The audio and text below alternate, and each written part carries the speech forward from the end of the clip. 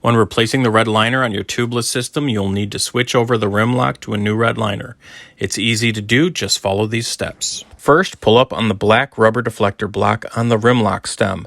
Just pull and spin it off like a nut. If it's been on there for a while, use pliers and pull it off. Next, remove the thin 17mm nut that is under the rubber deflector.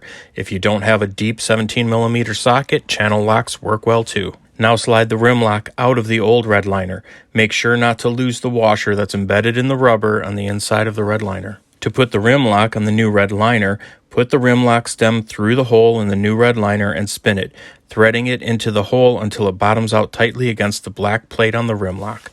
Then put the washer on the stem and then the nut, and tighten the nut until the washer is just below flush with the surface of the red liner. Last, put the rubber deflector block on the rim lock so that the recessed side fits over the thin 17mm nut. Now you're ready to install the tubeless system as usual.